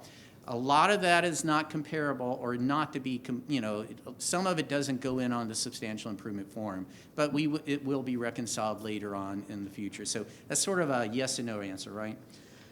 So when will the last determination letters be sent out? So with our partners over there, you heard them earlier, we got another 2-3 weeks for them to complete their work in the field. We got some internal work to do on the inside. And then also as the permits come in, if someone shows that we saw one yesterday, someone was really close to, less than a couple thousand from the threshold. They haven't had all their information. Again, that could come in with their next permit, and that could get a determination letter with the permit. But as we go through with our field work and we reconcile that with the information that we have, with the our field information, we will begin sending letters out for those homes that have crossed that threshold. Remember, the determination letter gives you the opportunity to come back and say, I disagree. I have an appraisal. It gives me more value to my structure. That's great. That's something that we'll work with you with, and we'll look at the information together and go forward. What remediation costs must be included in budget? Demolition, chemical. Okay, so we've had folks come in, they said, Gene, I have this contract. Look, it has the sanitation, it has the heaters. If you can get a detailed demolition, your invoice, then we're going to take those things that touch the building. If they put a heater in there to help you dry it out, that's not touching the structure. That's just the heat part. But once you start cutting it out and touching the structure, that's what we're going to be looking at and counting. So, okay, so thank you for that one. Let me take from this pile over here. What if FEMA NFIP padded his report for the personal gain? His percentages and damages was nowhere near what he claimed. Will the city use the report against us? So, okay, that's fraud. And that's federal fraud, and if that is identified, obviously it's reported to the proper agencies, and then that goes forward.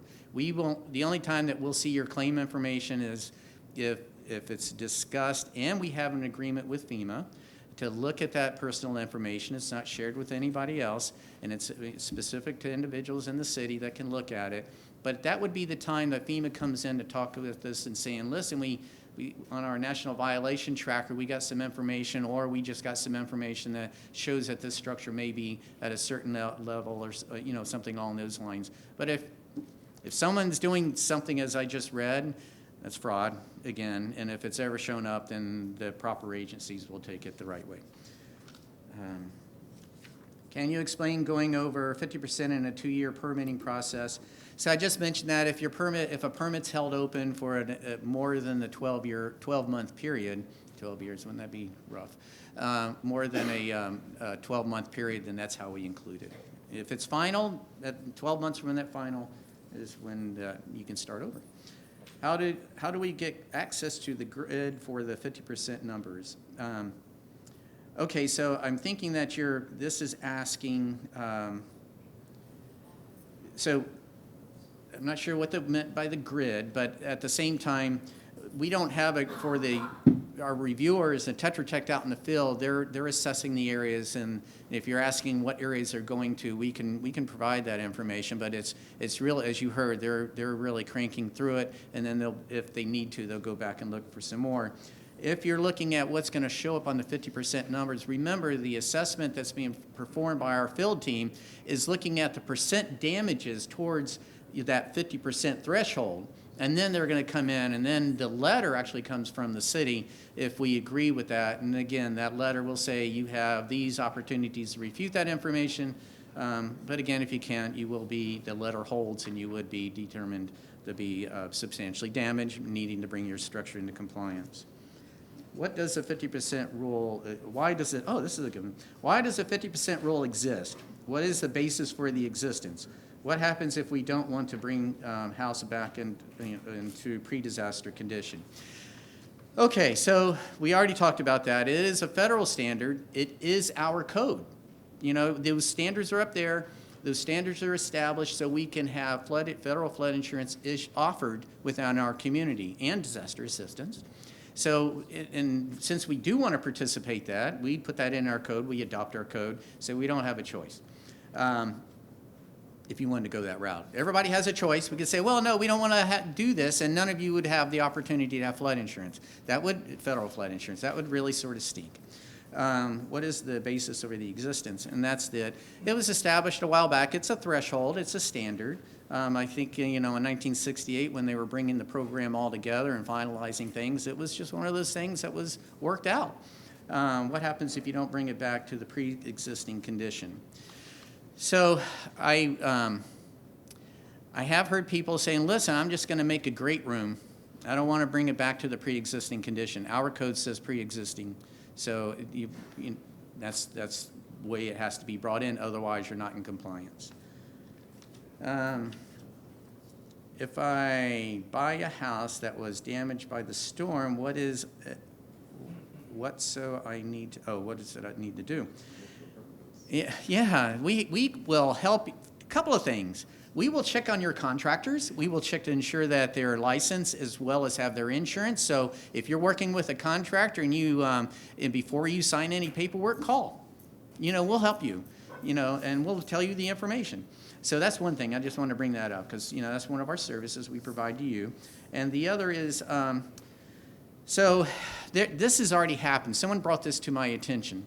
They said, Gene, the adjuster was out there. They said, we bought this house, after Adelia, I think it was. And they said, the adjuster says, yeah, all this is all eligible. However, you aren't going to get anything because this is, and the adjusters, and this stays with the file, right? So apparently, it was the same stuff that was there with the last flood. So it should have been changed out. So if you're a subsequent buyer and you have a flood, and this person before you didn't change it out, it's not going to be replaced. That's all on you, unfortunately.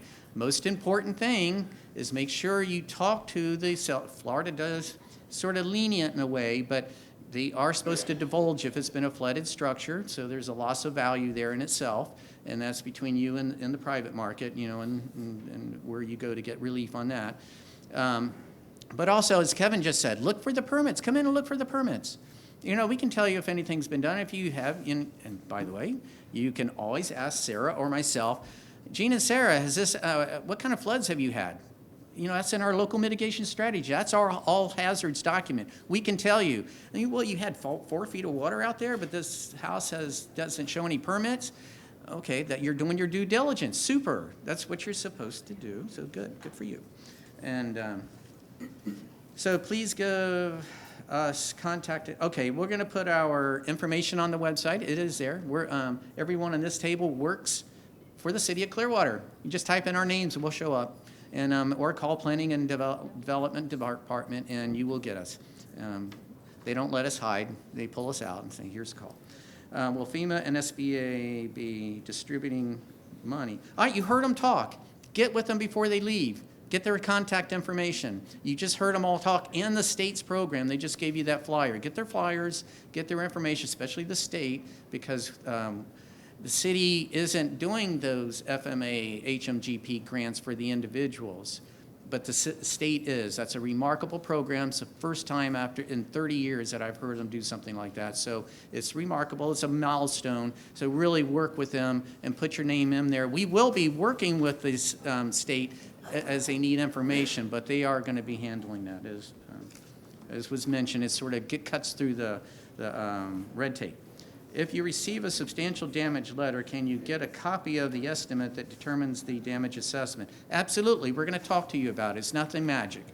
Who do you contact, FEMA or the city? You're going to talk to the city. It's the city's responsibility. You'll get the letter from us, so you'll be contacting us. Lifting home versus building on top of existing structure, will it still meet?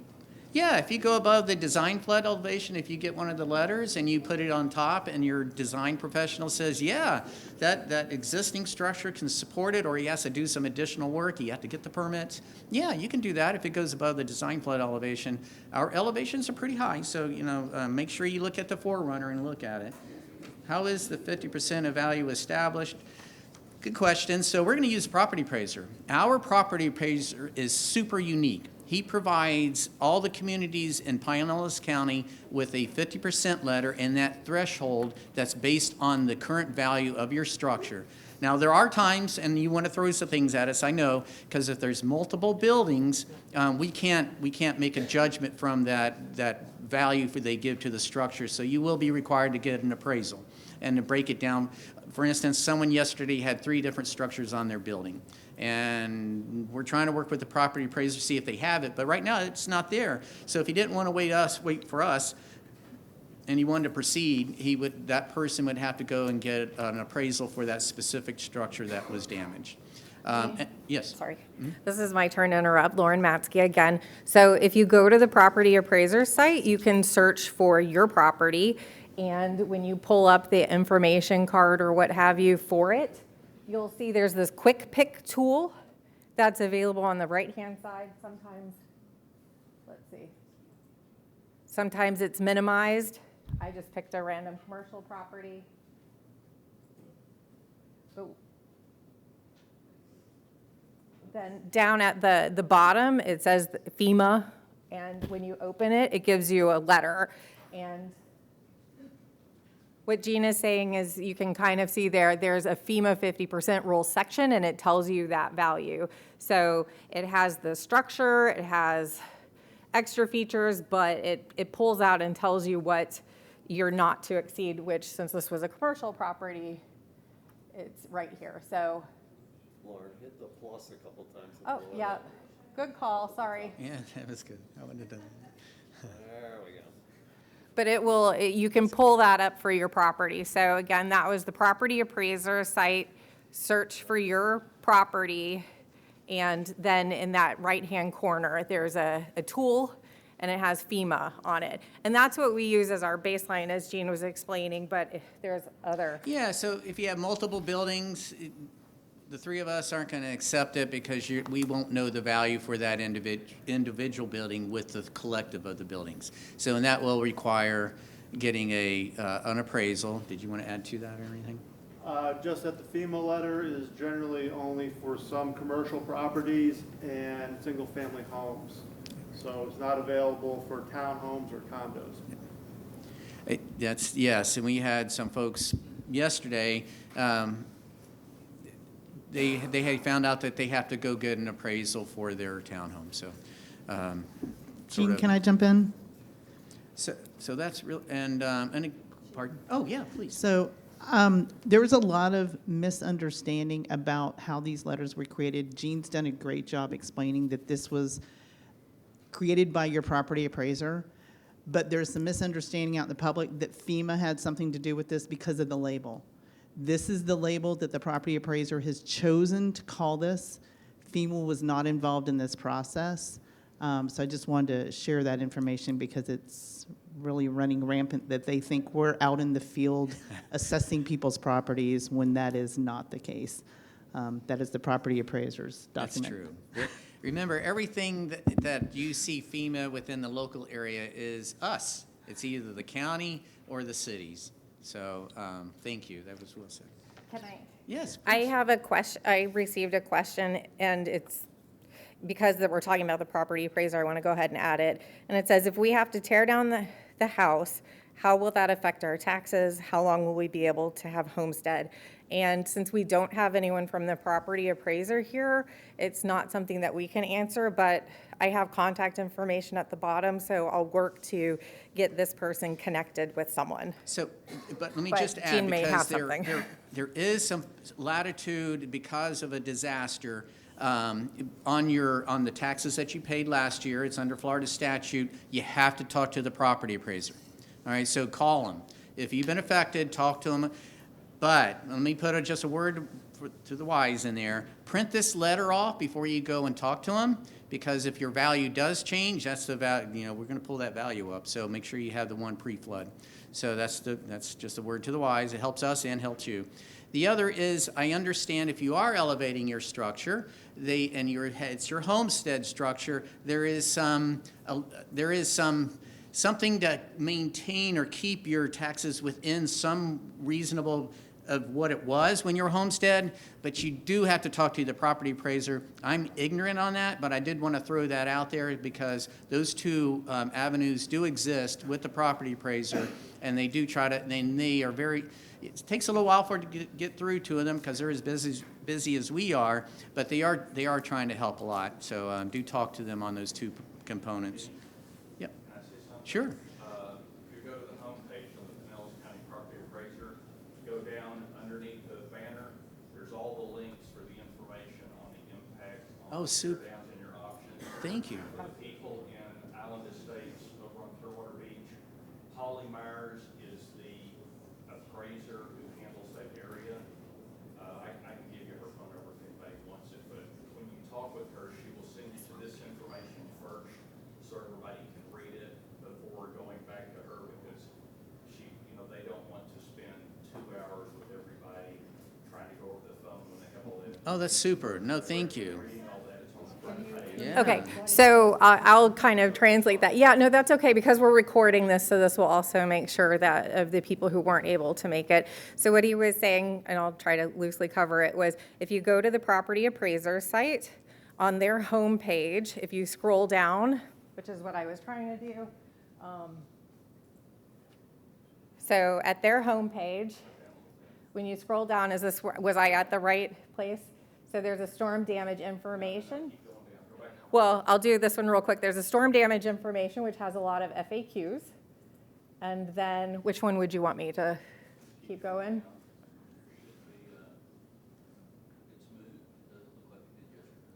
Oh, that seems to happen. We're all updating our information as quickly as possible. So there may be more information out here that we're not sure of. So, Look under that announcement, there it is, right there. Oh, See under announcements to nope. the right? there. Right there. No, Whoop, down. to the right. Okay. This is the fun part.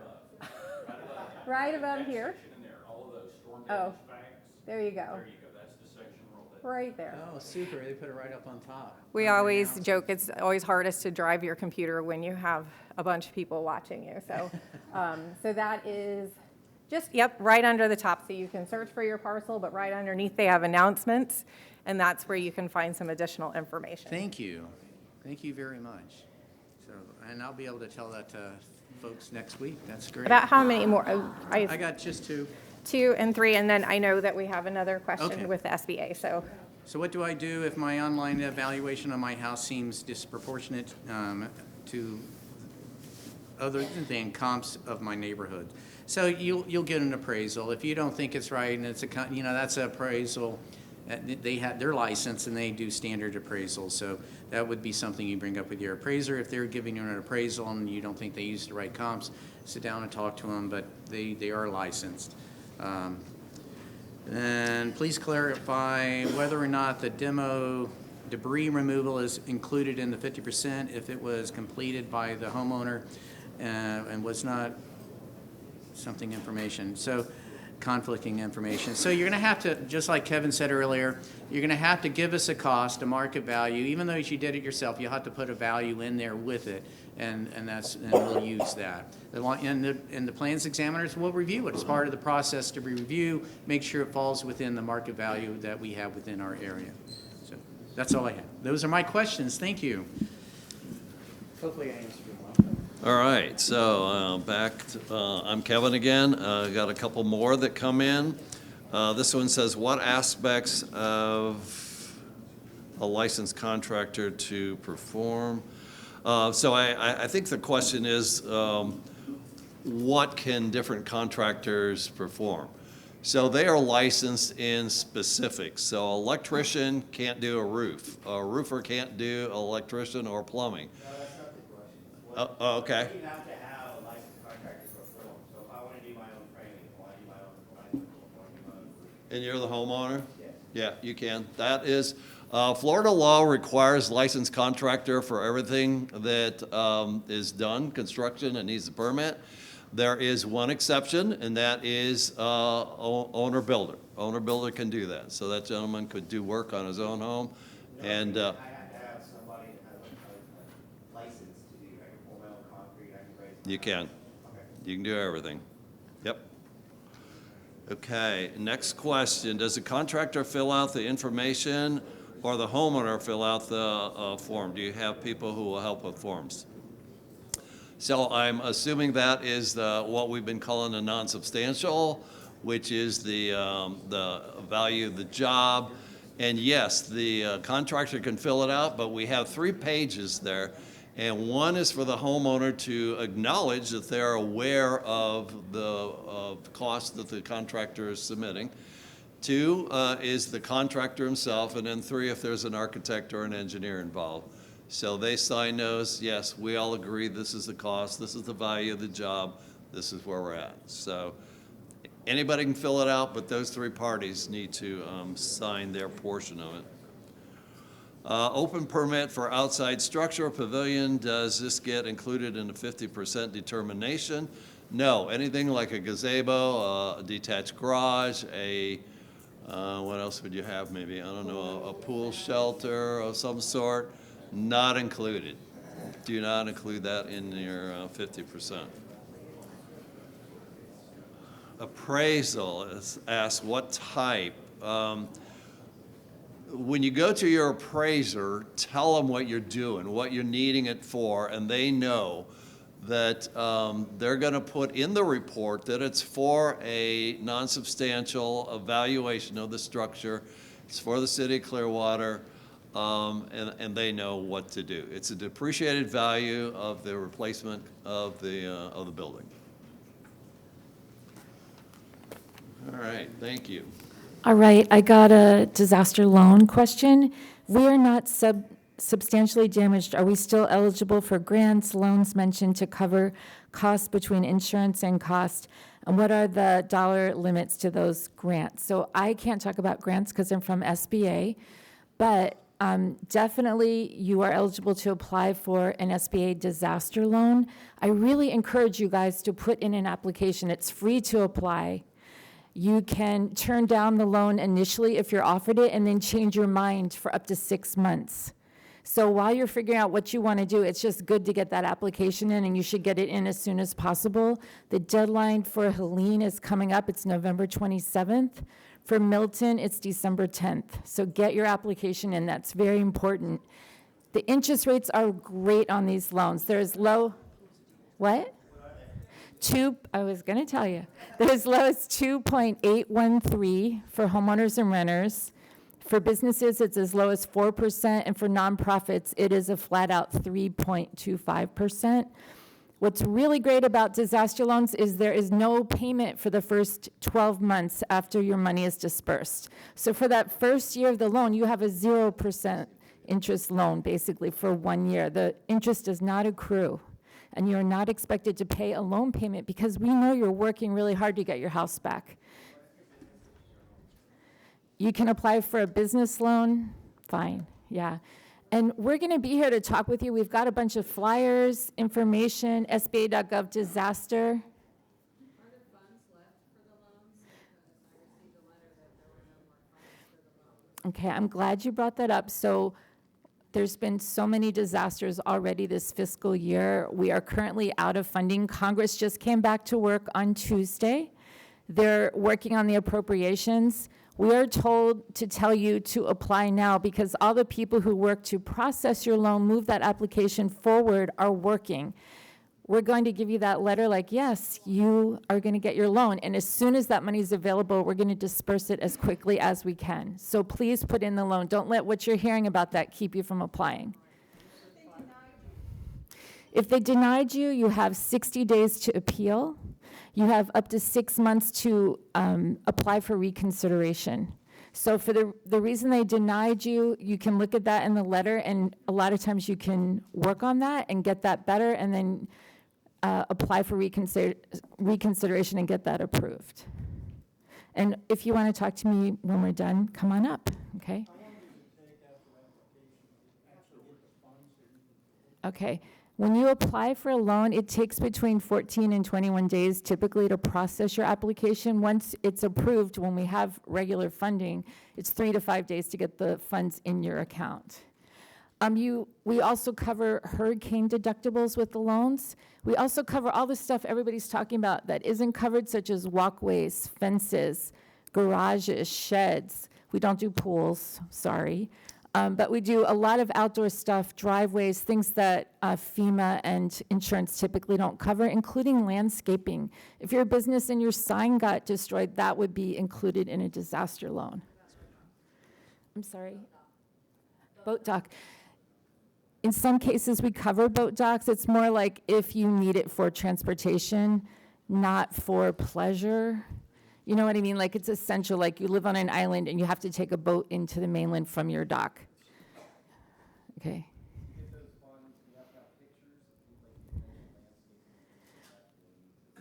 Okay, what they like to do is you take pictures of your damage. We're going to verify your loss, but you don't have to be totally crazy with your pictures. You need some pictures. If you've already started making your repairs, save your receipts. If you've already put money on a credit card that's a higher interest, you can use your disaster loan to pay that off, to pay that portion of your disaster expenses off.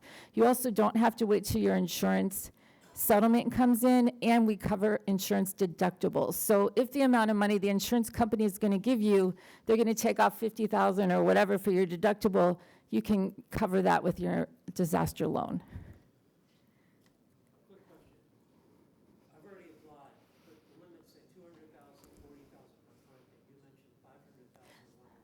Wait a second, you said 200,000 for content?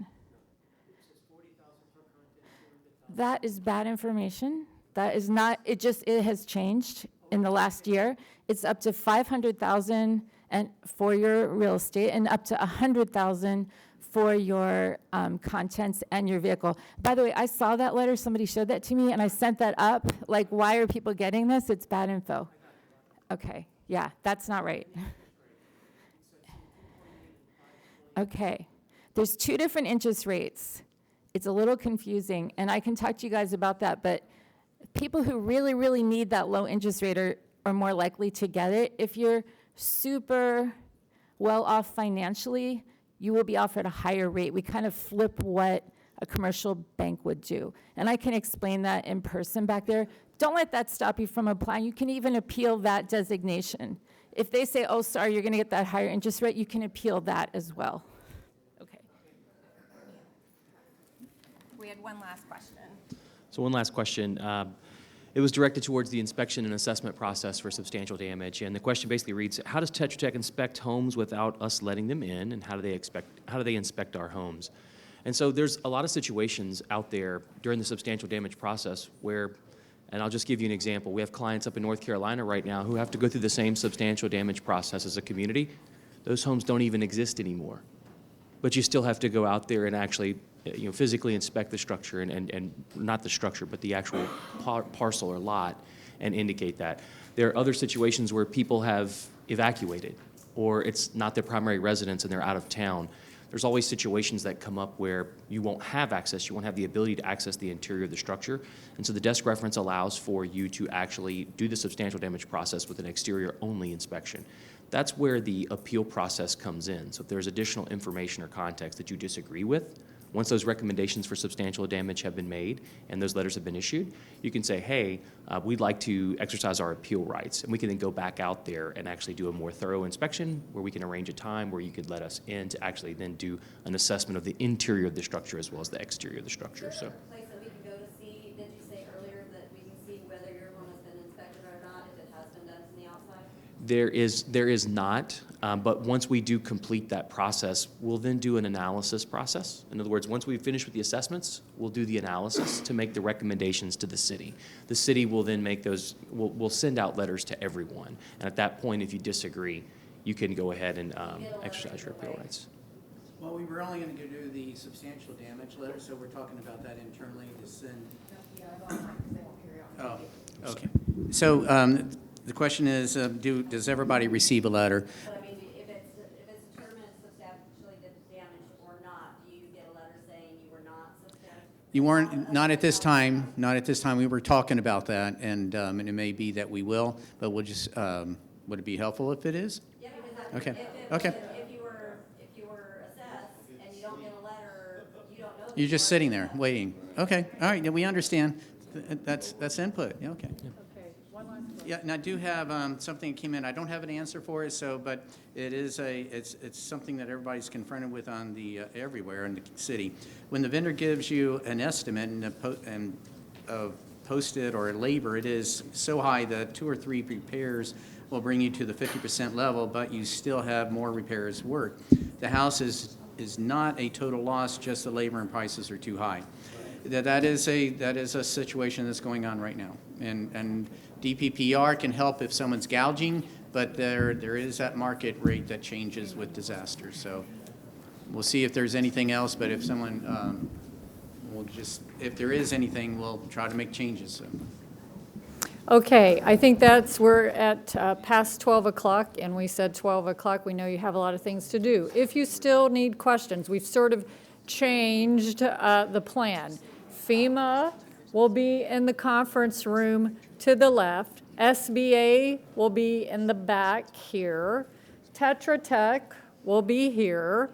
City staff will be here, and then we'll also have a table of city staff over here. So please stay, get your questions answered. Thank you very much for coming out.